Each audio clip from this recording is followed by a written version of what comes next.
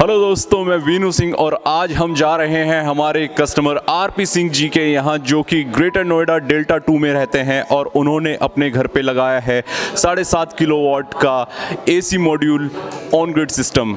तो चलिए दोस्तों, चलते हैं आरपी सिंह जी के यहाँ।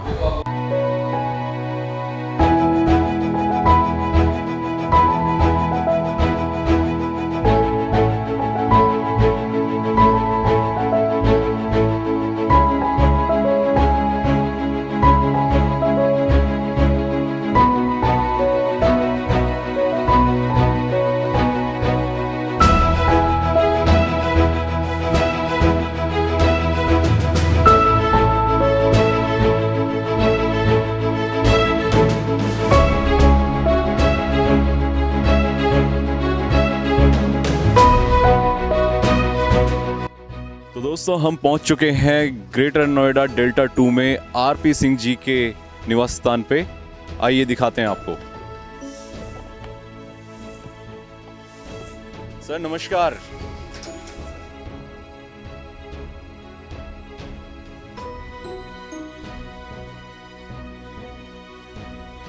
आइए दोस्तों।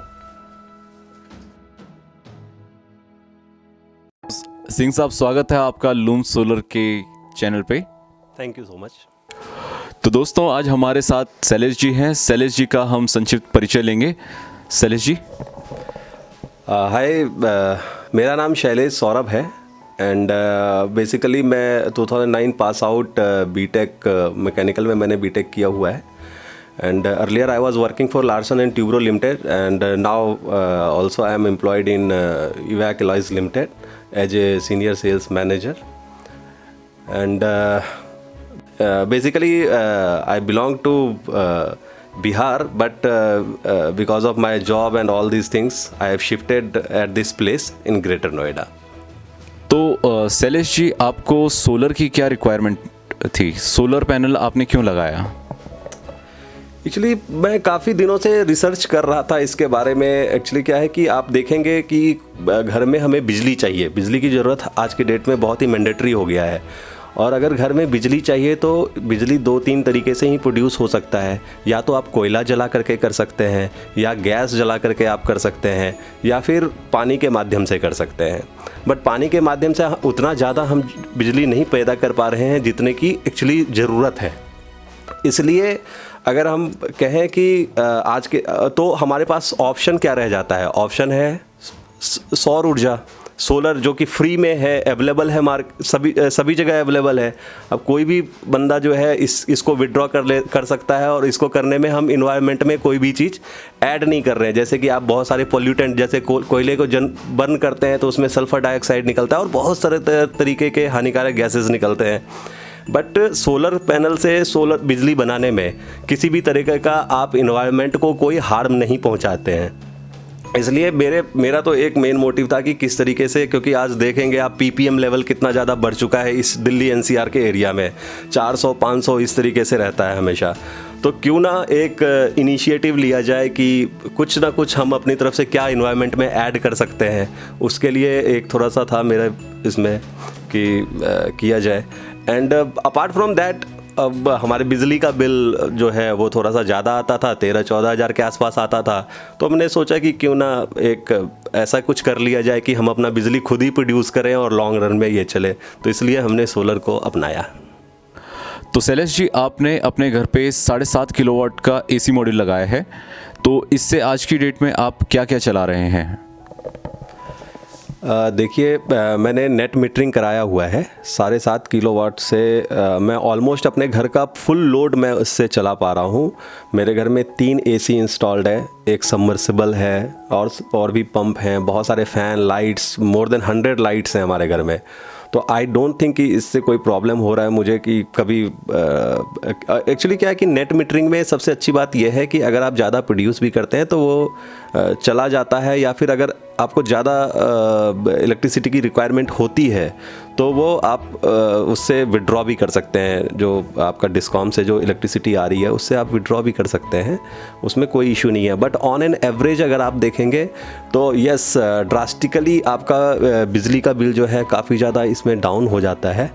एंड जैसे कि आप कह रहे हो कि जैसे अप्रॉक्सीमेट मेरा पहले बिजली का बिल 13,000 आता था, अब आज के डेट में मेरा 3,000 3,500 इतने इस लेवल पे मैं आ चुका हूँ। तो आई थिंक ये बहुत ही ज़्यादा फ़ायदा हो रहा है मुझे इससे। तो अभी आपका जो सिस्टम है वो कितना यूनिट बिजली जनरेट कर रहा है? देखिए, गर्मी के सीज़न में जब फुल डे 8-9 घंटे के लिए सन रहता है तो in that particular day approximate 50 unit बिजली तो ये प्रोड्यूस कर ही देता है। और बट क्या है कि अभी क्या है कि ठंडी का समय आ चुका है और इसमें आप जानते ही हो कि 4 से 5 घंटे जो है वो सन रह रहा है। 10 साढ़े 10 बजे से 2 बजे के बीच में ही फुल सन रह पा रहा है। तो अप्रॉक्सीमेट अभी तो रिड्यूस हो गया है। अप्रॉक्सीमेट अभी जो है 25 to 30 यूनिट जो है बिजली मेरा प्रोड्यूस हो पा रहा है। या तो सर आप बता रहे हैं कि आपने अपने घर पे नेट मीटरिंग भी करवाई है, तो नेट मीटरिंग को लेके आपको किसी प्रकार की कोई समस्या आई क्या? देखिए, नेट मीटरिंग जो है वो लोकल डिस्कॉम के थ्रू कराना पड़ता है। और क्या है कि लोकल डिस्कॉम, हर एक डिस्कॉम के अपने एक अलग रूल्स हैं, ठीक है। उनको डिफरेंट पेपर्स की रिक्वायरमेंट होती है, बहुत सारे बंचेस ऑफ पेपर की रिक्वायरमेंट होती है। तो ऐसे ये चीज़ का आइडिया हमें भी नहीं रहता है। हमने जब डिस्कॉम को अप्रोच किया नेट मीटरिंग के लिए, फिर उन्होंने हमें लिस्ट ऑफ पेपर्स दे दिए कि ये सारे पेपर्स लेकर के आने हैं। फिर हमने लूम सोलर को उसके लिए बोला कि आप ये सारे पेपर प्रोवाइड कर दो। लूम सोलर ने हमें प्रोवाइड कर दिया ये सारे पेपर्स।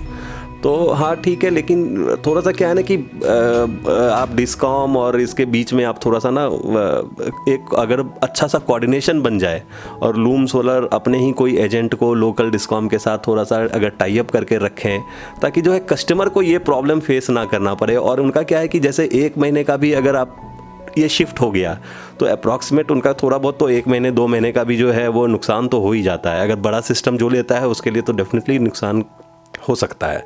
तो अगर लूम सोलर अगर इस चीज़ को अपने में इनकॉर्पोरेट करे कि डिस्कॉम से अप्रूवल नेट मीटरिंग का वो दिलवा दे, तो आई थिंक इस कंपनी को आगे बढ़ने से कोई नहीं रोक सकता है। तो सर डिस्कॉम की जो रिक्वायरमेंट होती है वो बेसिकली क्या क्या होती है? देखिए सर, 2-3 जो टेक्निकल रिक्वायरमेंट है वो तो इजीली कोई भी मैन्युफैक्चरर प्रोवाइड करता है, जैसे सोलर पैनल के स्पेसिफिकेशन हो गए या फिर उसमें जो इन्वर्टर लगा हुआ है उसके स्पेसिफिकेशन हो गए। Is it as per Indian standard, तो वो सारे पेपर्स ऑलरेडी हर एक मैन्युफैक्चरर के पास अवेलेबल ही होता है। But apart from this there are certain papers like जैसे कि आपने जो सोलर परचेज किया है वो उसी बंदे के नाम पे होना चाहिए जिस बंदे के लैंड पे आप जो है ये बना रहे हैं, सोलर लगा रहे हैं। जिसके नाम पे लैंड है उसी के नाम पे सोलर पैनल के बिल्स होने चाहिए, ठीक है। ये रिक्वायरमेंट है।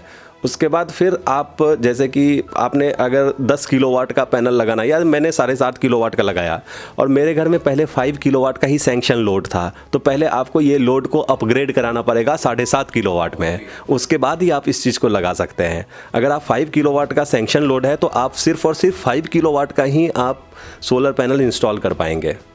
तो ये सब बेसिक चीज़ हैं जो कि आई थिंक कि लूम सोलर या किसी भी मैन्युफैक्चरर को आइडिया नहीं होता है इस चीज़ का कि ये सब चीज़ें भी प्रॉब्लम्स आ सकती है। अपने घर पे 7.5 किलोवाट का एसी मॉड्यूल लगाया है, क्या आप बाकी लोगों को भी रेकमेंड करना चाहेंगे इसके लिए? देखिए, रिकमेंडेशन से सबसे ज़्यादा ज़रूरी है नीड। एक्चुअली आज के डेट में मैं बाकी एरिया की बात नहीं करूँगा, ग्रेटर नोएडा की बात करता हूँ। आज के डेट में यहाँ पे ग्रेटर नोएडा अथॉरिटी जो है वो किसी भी प्लॉट का कंप्लीशन और नक्शा पास करने के लिए उसके छत के ऊपर सोलर पैनल लगा होना ज़रूरी मांग रहा है। अगर आपका प्लॉट जो है एक सर्टेन स्क्वायर मीटर एरिया से ज़्यादा बड़ा है तो आपके छत पे सोलर पैनल बिल्कुल ही मैंडेटरी है।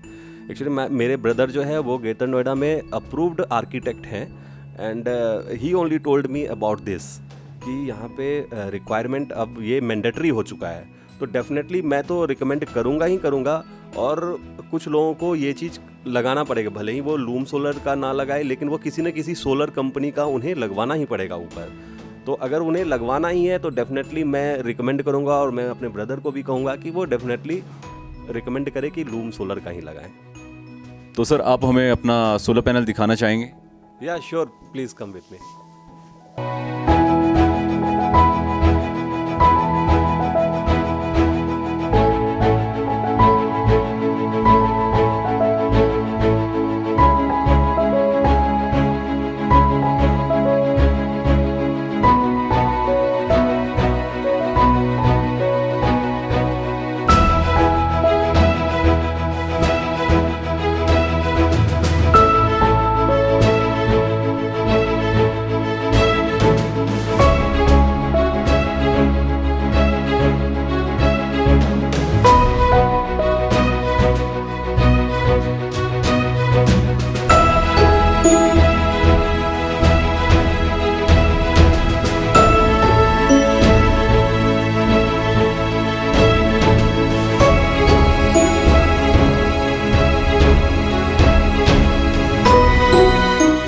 है शैलेश जी का 7.5 किलोवाट का एसी मॉड्यूल जो कि उन्होंने अपने घर की छत पे फिट किया है।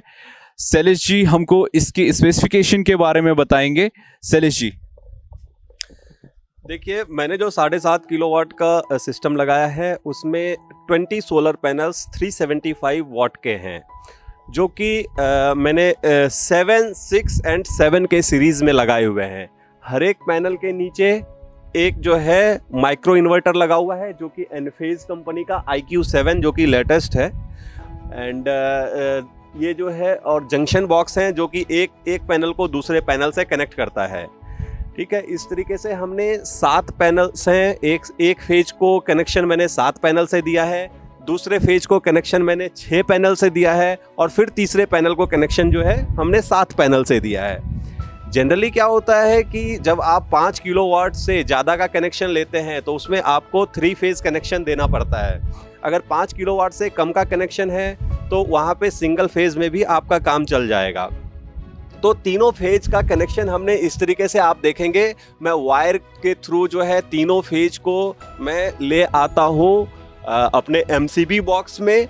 MCB बॉक्स जो है, MCB बॉक्स से फर्दर जो है ये नीचे हमारे मेन पैनल में जो जाता है, ये आप केबल देख रहे हैं जो मैंने ऊपर केबल दिखाया था, वो केबल, ये केबल आ रहा है ऊपर से और सीधा आकर के हमारा जो है ये जो हमारा 3 फेज सोलर ACDB बॉक्स है उसके अंदर चला गया।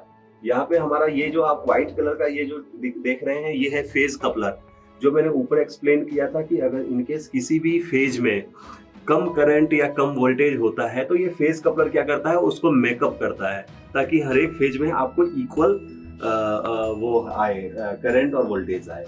ठीक है, इस तरीके से यहाँ पे एक MCB लगा हुआ है और बीच में जो है वो ACDB लगा हुआ है। ठीक है, और ये एक्चुअली ये जो इनवाई है ये एक्चुअली मॉनिटर करता है, ये मॉनिटर डिवाइस है ये। ठीक है, तो ये एक्चुअली सारा इन्फॉर्मेशन, अगर मैं आज यहाँ बैठा हूँ पास में, मैं अपने मोबाइल में देख पा रहा हूँ, लेकिन अगर मैं यहाँ से दूर भी चला जाता हूँ तो ये इंटरनेट के थ्रू मैंने कनेक्शन इसमें दिया हुआ है।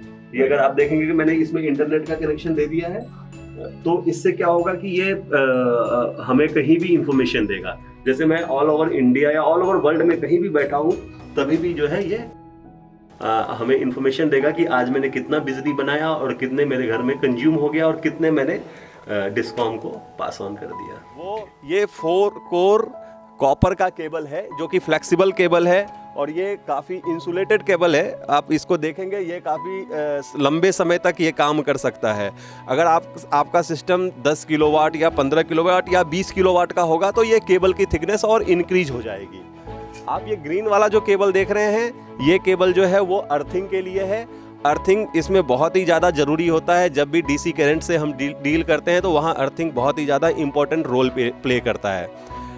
और हमने ये आप देखेंगे वहाँ पे आप अटैच किया हुआ है। अब हमने अपने स्ट्रक्चर को जो है वो अर्थिंग का कनेक्शन जो है एक जगह यहाँ पे दिया हुआ है और एक अगर आप देखेंगे हमने 2 जगह से इसको दिया हुआ है। जनरली ये डिस्कॉम की रिक्वायरमेंट होती है कि आप जो है अपने जो आपके फ्रेम्स हैं उसको आप 2 जगह से जो है अर्थिंग का कनेक्शन दो।